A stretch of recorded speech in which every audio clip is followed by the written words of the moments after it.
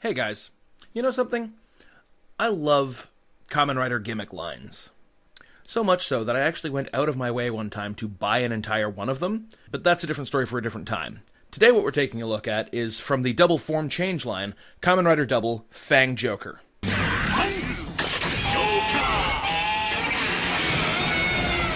So here we have FangJoker. This represents the times that Double would be formed using Philip as the body instead of Shotaro.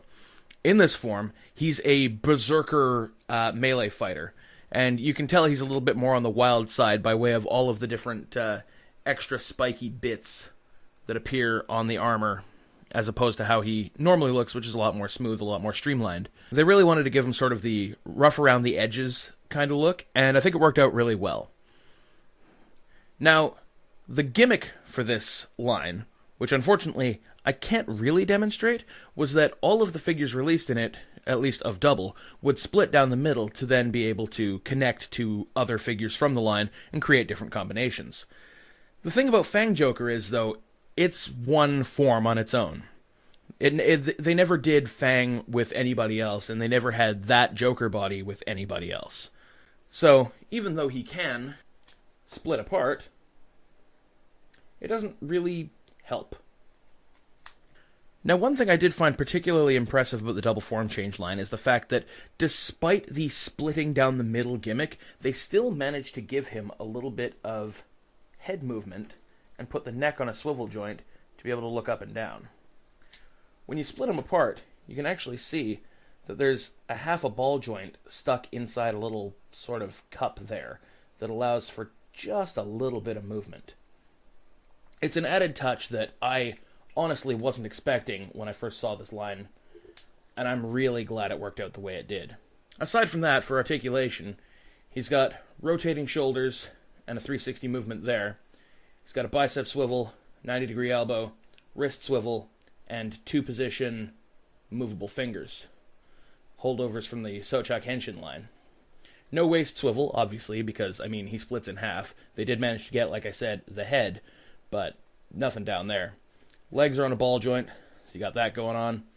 Got a 90-degree knee, you got a thigh swivel, and then you got a ball joint on the ankle there. Now, the first thing you're going to notice about this guy detail-wise is the fact that he lacks any compound eyes like you'd expect to see on a Kamen Rider figure. That is because up until Forze, I think, the gimmick line didn't have clear pieces covering any kind of detailed sculpt underneath. So here we just get a nice metallic red painted eye, and it does still look really nice. The armor is sculpted with all of the little details you'd expect to see in it. It does stick out from his chest a little bit further than it would normally on the suit, but that's okay. We've got the double driver with the Fang memory in it, molded very nicely with a little bit of paint on the red parts of the driver, and they let a little bit of the black plastic show through on the Joker memory just so that you know which one is in there. Similarly, sculpting all down the arms includes on the cuffs here the little sculpted details, as well as on the boot cuffs. He's got all the little extra spikes that I previously mentioned that sort of stick out on the sides to make him look a little rougher than your standard double forms. And you may notice he's got a few slots on him. That's so that you can perform any of the three-position fangs that he has.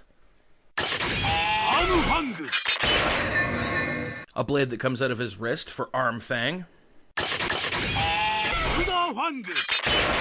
A shoulder fang, which unfortunately he can't actually reach to throw like a boomerang.